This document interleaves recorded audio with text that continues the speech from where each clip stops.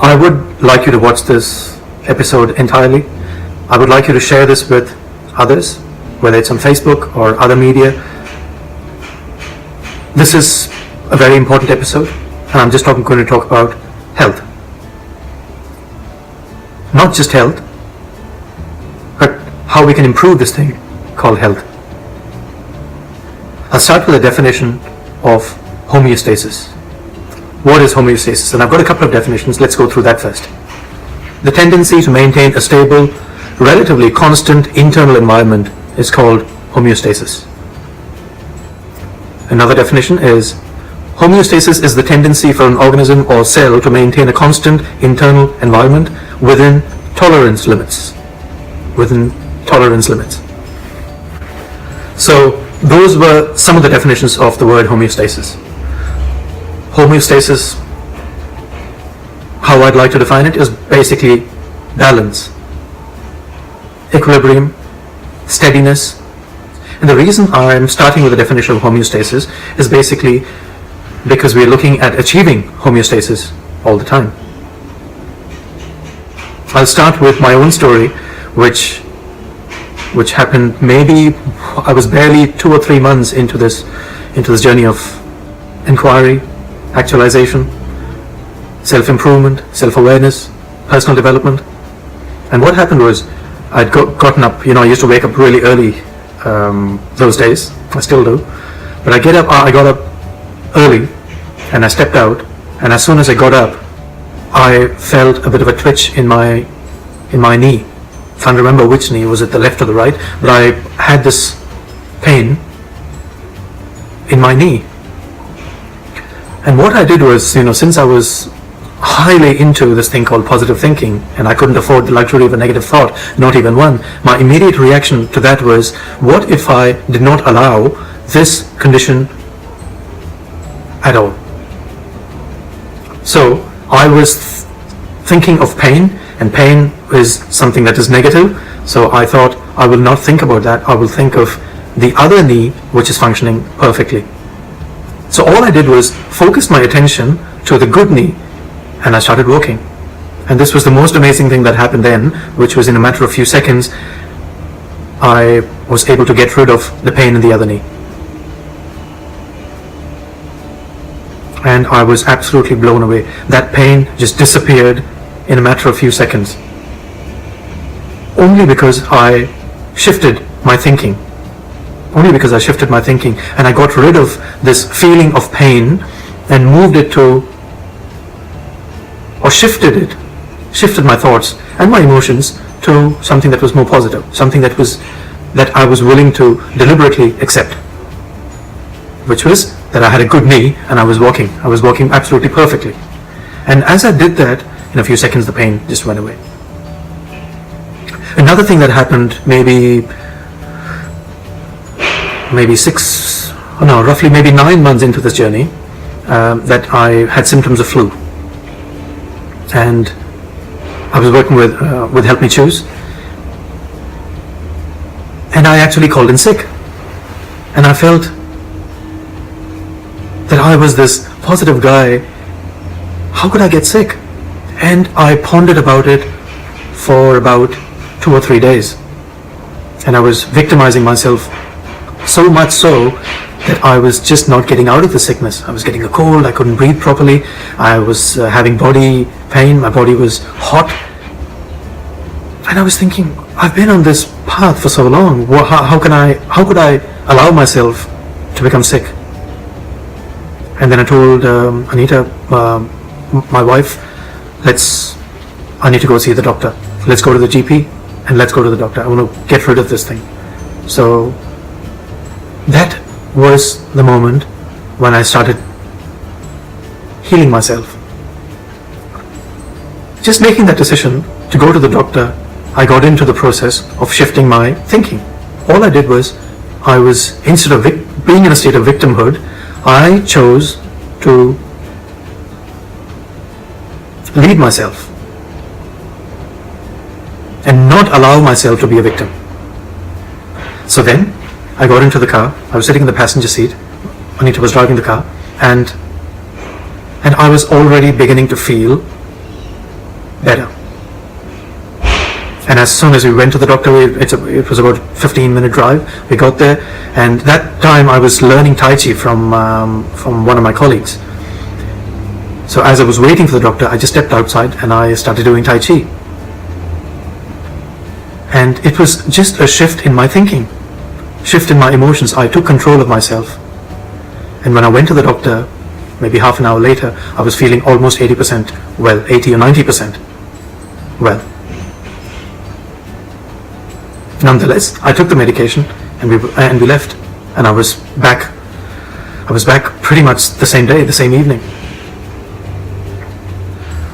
Right, something else that I did at that point, when I was getting that knee pain that I was talking about, I tricked my brain, because I was playing a lot of badminton back then, and I tricked my brain to wear you have those knee straps, knee support things, the elastic ones.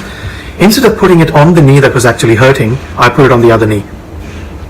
I put it on the other knee and I tricked my brain. And this was, again, within a matter of a few minutes, the pain had disappeared. And I was thinking, how is this possible? How can I fix this thing called body just by the way I think? My psychology, and also to a certain extent my philosophy of understanding everything was changing. And I was fixing this thing called the body just by the way I was thinking and the way I was feeling and the way I was including all these things, these messages.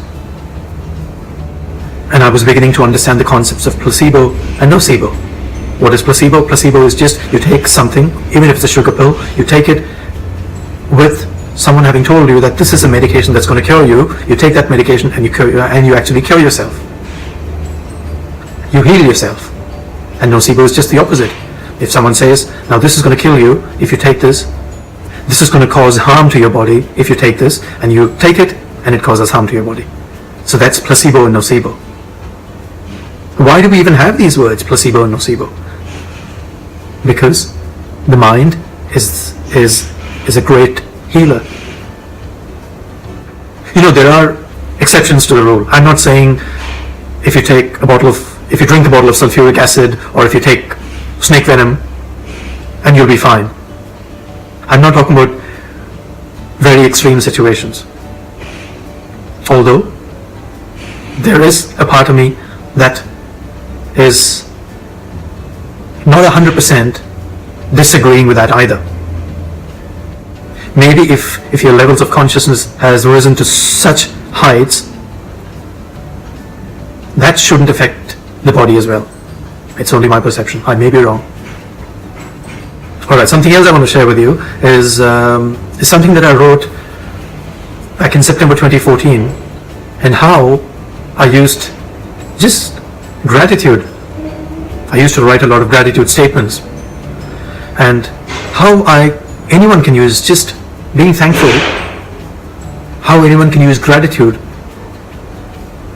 to heal themselves. Now again, when I say gratitude, I don't mean just using the words thank you. It's way beyond these words. I did speak about how words are a good medium, a good tool for us to get into these states of higher consciousness, but it's about going beyond the words, beyond the feelings, and actually becoming being those words, being in the state of mind of those words.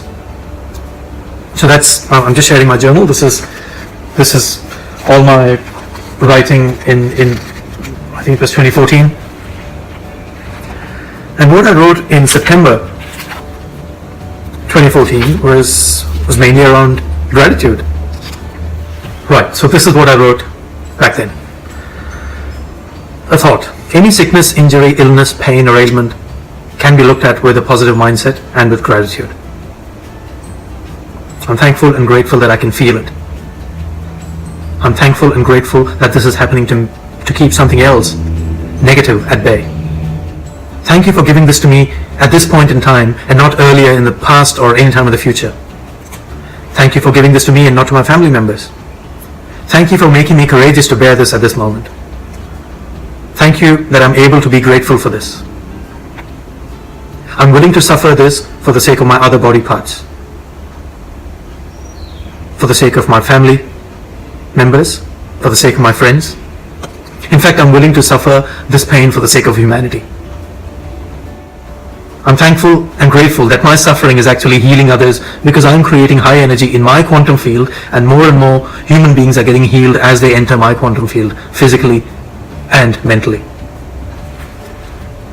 It was the state of mind that I was in. I was, as I was saying in one of my previous videos, that I was in a state of expressing gratitude in a big way. And just by accepting this one concept of thankfulness itself is actually creating a mindset in our minds of the condition that we're willing to accept and include. So consciousness, raising consciousness is 100% a fantastic way to actually improve health. All these things that we talk about, whether it's allergies or whether it's any disease or whether it's cancer or any conditions like diabetes or HIV or any of these conditions that we talk about, they are just words. They are just words. It does not define the actual condition. If you allow the body to do what it's doing and not interfere, the body will heal itself. The body is something that we have. We are not the body. What we are is not tangible, cannot be handled. That's the real I. Body is something that just happens to be something that the I has. Health is, physiological health is to a very, very large extent an external aspect of this I. And the more we can understand that, and the more we can allow the body to do what it's doing. The body has its own immune system. That's again just a word, but we have learned in school that the body has its ability to heal itself. It's about allowing. And when I talk about allowing, I'm talking about total surrender. Total surrender to the condition that we have. Total surrender to the condition that we have. It's about high levels of inclusiveness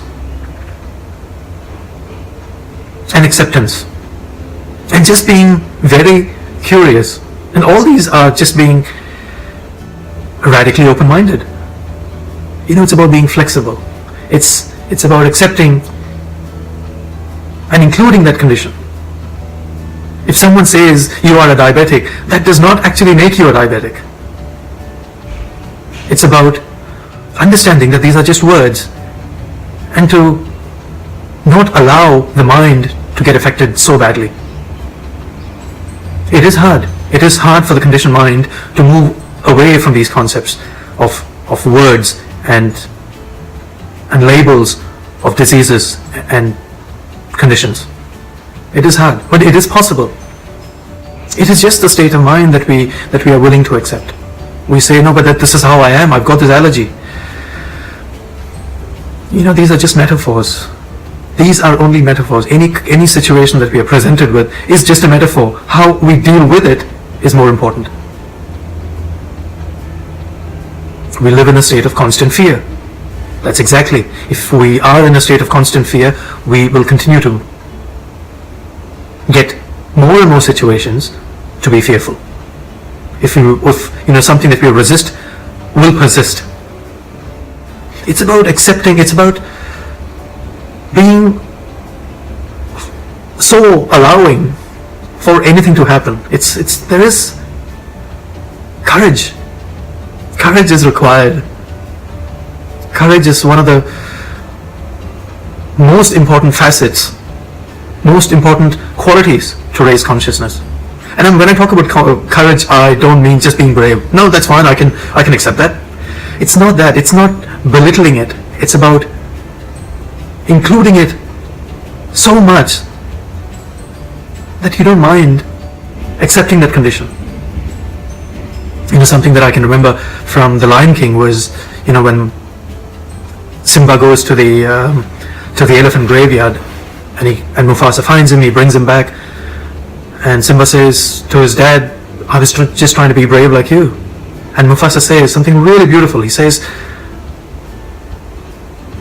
being brave doesn't mean you go looking for trouble. So I'm not saying that whether you take snake poison or any kind of chemical that is harmful to the body, and you would be absolutely fine. I'm not saying that. I'm not talking about extremes. I'm just talking about how we can achieve this thing called homeostasis, how we can get into better health just by raising consciousness. And what is consciousness? It's nothing but a combination of a lot of things, like attitude. It's our thoughts. It's positive thinking. It is positive thinking. It is being in a state of happiness, being in a state of enthusiasm. I have done a video about 5 words. It's nothing about being enthusiastic, being inspired and doing something with that inspiration. It's about being grateful. It's about being humble and open-minded and be a learner, a constant learner. And learning just doesn't mean learning for the sake of learning, but learning to bring about some changes in our behaviors. That's what real learning is all about. And trust, having the self-faith, an internal self-faith. I can only use these words, but it's about being in that state of a higher consciousness. And what you think about, you bring about. It makes a lot of sense. Exactly what you think about, you bring about. So if the way we think and the way we respond to situations and circumstances and people, if that can affect health, our thinking and our attitude and our ability to respond will affect every aspect of external life, whether it's in relationships, whether it's in career, whether it's making more money. So what happens is, when you are in a state of higher consciousness, when you think about constantly developing and growing internally, it affects every aspect of your life. Even when it comes to taking care of the body, you do things automatically that will nurture the body, whether it's exercise, whether it's diet, whether it's drinking lots of water, whether it's getting enough rest.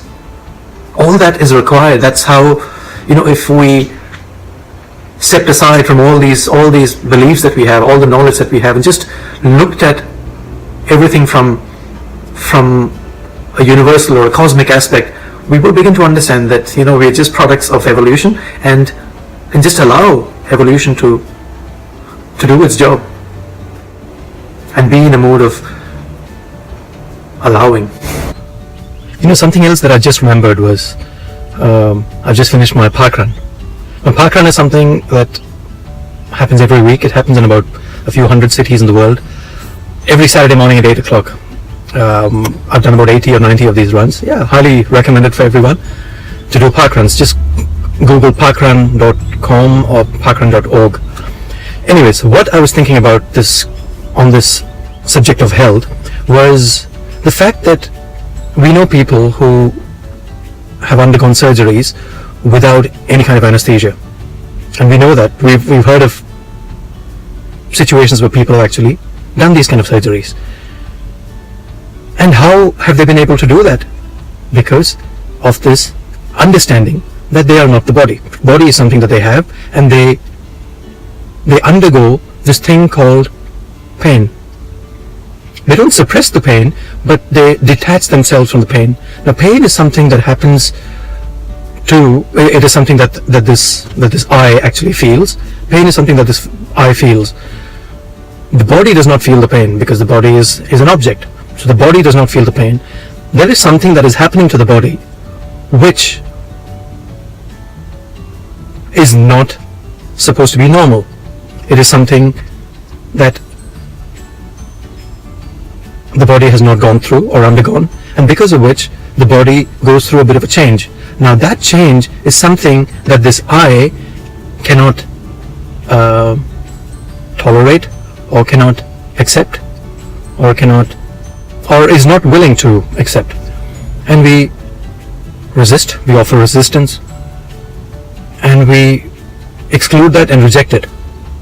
Now, come to think of it, so let's take an example of knee injury. So if the knee is going through an abnormal situation, which is because of wear and tear, or because of whatever reason, because of playing a sport and you twisted it, something happened, and the knee has gone through a bit of a change.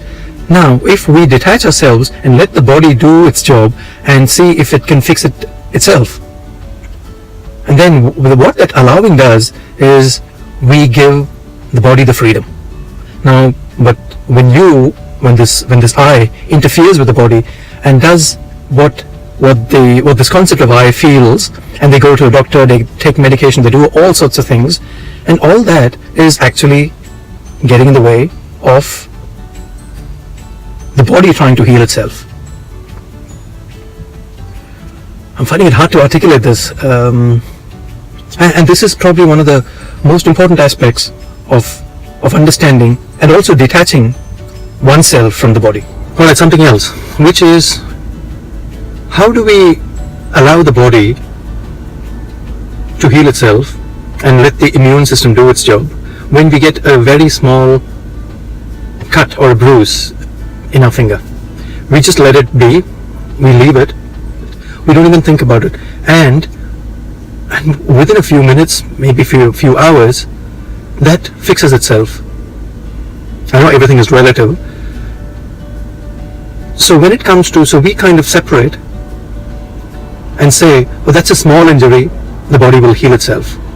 But this is a big injury, I need to get involved and do something, or go to a doctor, go to a surgeon, or take medication, or apply some ointment, or apply some kind of anti-inflammatory medication. So all this, I mean, this answers the question about us interfering and not allowing the body's immune system to do what it's meant to do. So the body has the ability, there's innate ability to heal itself. And we all understand this. If it's a small cut, we just leave it, it fixes itself. But if it's a bigger cut, we get worried and we interfere. And we make our own judgments about, oh, this is a bigger gash, this is something the body cannot heal, or body cannot fix itself, I have to get involved and get this looked at by another person who happens to be a doctor. So it's all about trusting. You know, we trust the body when it comes to small injuries or a small cut or a small bruise, and we trust the body. And we trust the body's immune system to fix itself. So why don't we trust the body when it's a slightly bigger gash or a slightly bigger wound? We've all experienced this as children, how we allow the body to heal itself and to cure itself and to fix itself. As children, we were more accepting, and we had more trust and more faith in this thing called the body, or in this thing called the immune system, and we allow it. You know, faith is something that has to be developed, and it's not about, you know, any kind of external faith. I'm just talking about internal, deep faith in the inner self, deep faith and trust, and have the confidence in the self. You know, when I talk about confidence, it's not the confidence that most of us learn,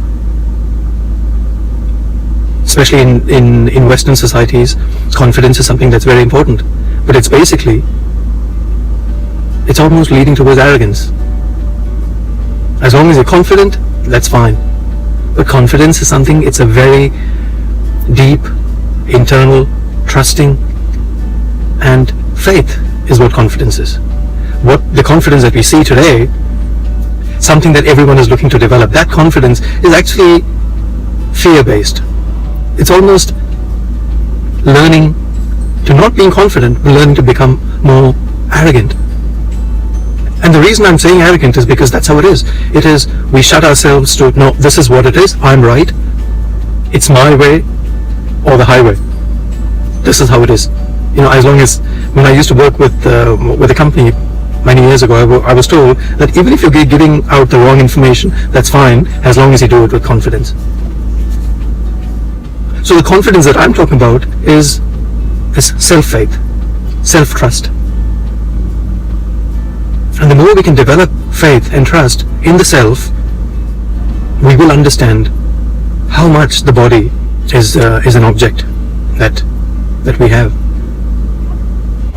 So yeah, I've been meaning to do this for quite some time. Hopefully you've got some messages from this video, some positive messages. And please share this video with others. Our thinking, our philosophy, our psychology, and the way we look at everyday life has to have an impact somewhere.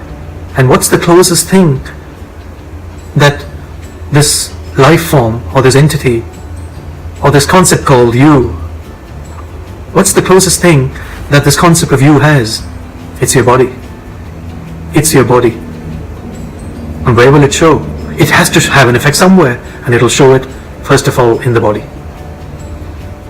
If you have thoughts and emotions of fear, that has to manifest somewhere, and the first place it'll manifest is in your body.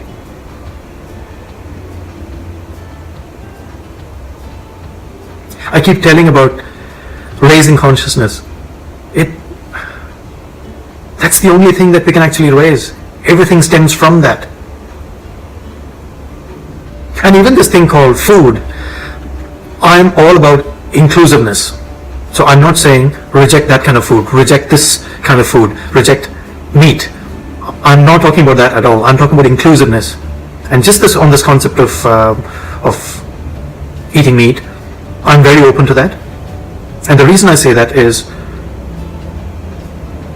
this is how the universe has been created. It's just law of nature that one animal eats another. One animal eats plants and vegetables and fruits.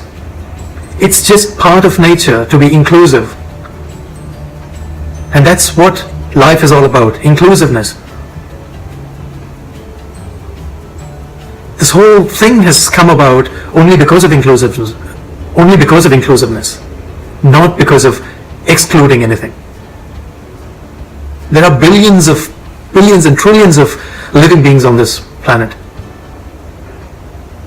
and everything has come about as a result of evolution and inclusiveness. Why are we as human beings so exclusive? We say, no, that's not good. I'm vegetarian, I'm vegan, that's not right, he's not right, he or she eats meat, so they are not right. It's only a very small aspect of life, and we judge them based on what they eat. And even the concept of fast food, it's not about, when you're in a state of inclusiveness and being really mindful, the way you eat fast food determines how that fast food is going to impact on your body. The kind of effect that the fast food will have on your body is highly dependent on everything that's happening internally. But fast food is not good. Okay, if that's what you think, absolutely, you're right. And that's exactly how that fast food is going to respond in your body. Something I learned from Eckhart Tolle was about emotions. We have a certain thought, but the moment we start emoting that thought, it shows in your body. Emotions are nothing but thoughts, but in a physical form. You have a certain thought, that thought shows on the face, whether it's of grief or sadness or happiness or anger or guilt or love or joy or peace. These are emotions that trigger from the thought. I was meant to stop, but I've carried on. Alright, thank you very much for listening. Please share this video with others, and post me your comments.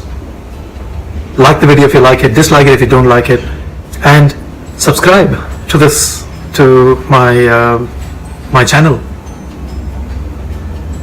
Thank you for watching. Thank you so much for listening. Until next time.